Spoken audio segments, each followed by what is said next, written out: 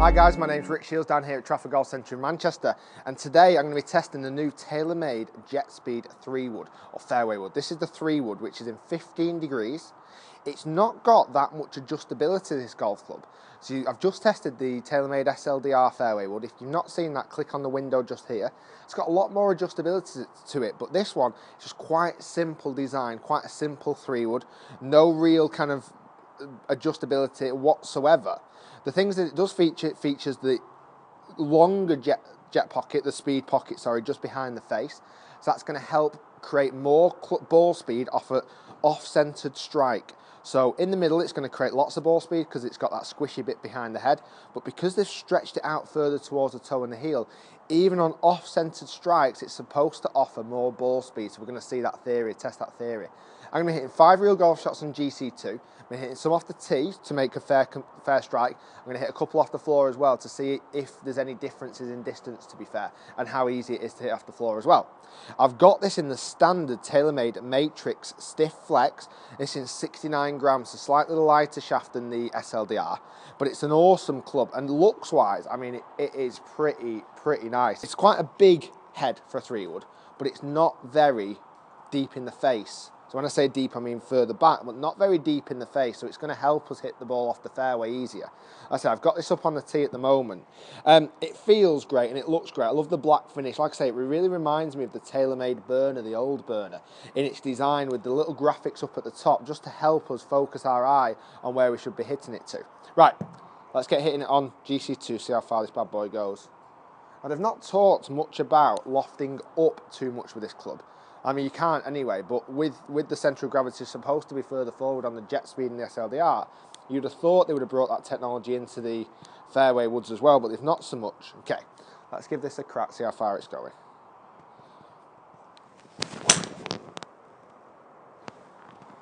That wasn't quite as well hit as I would have liked it then. So that was a little bit off the top, but it still carried 238 yards, and it went a little bit offline, 20 yards offline. It wasn't my best hit there.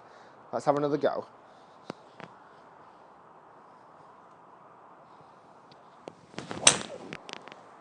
That felt miles better than the first one.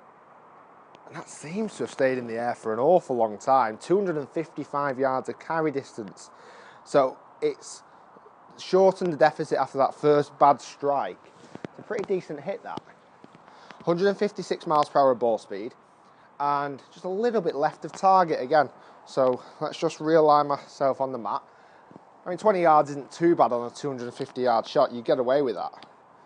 I reckon we can go a bit straighter this time.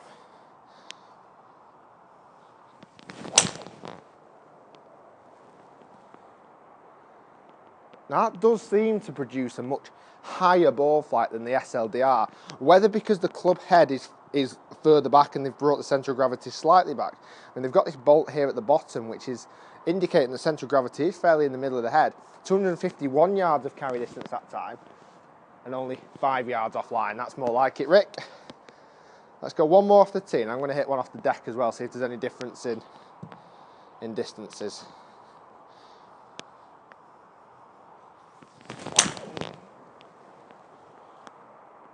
It's a solid hit. It's a nice club. That's interesting. I didn't go quite as far that time, 240 yards. That did feel quite well hit.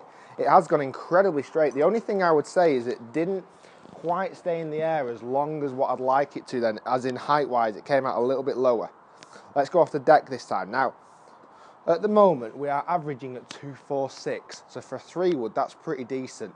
If you've seen my SLDR review, you might see a few difference in the figures there.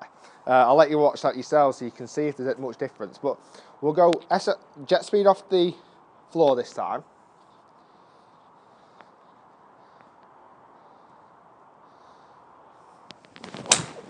Oh, that is really easy to hit off the floor. Oh, because it's so shallow on the face, that was so easy to hit off the floor. 249 yards of carry distance. Good ball speed again, 156. So if I throw those bits of data up on screen for you now so we can have a look at all that together, and then we'll go through the columns. We've got ball speed on the left, 153, fast. that speed block is definitely doing something to that face and doing something more to that ball, because that is a fast ball speed for a 3-wood.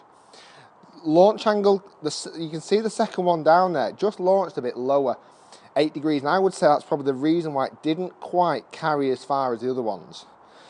Decent spin rate, 3,000, we're happy with that.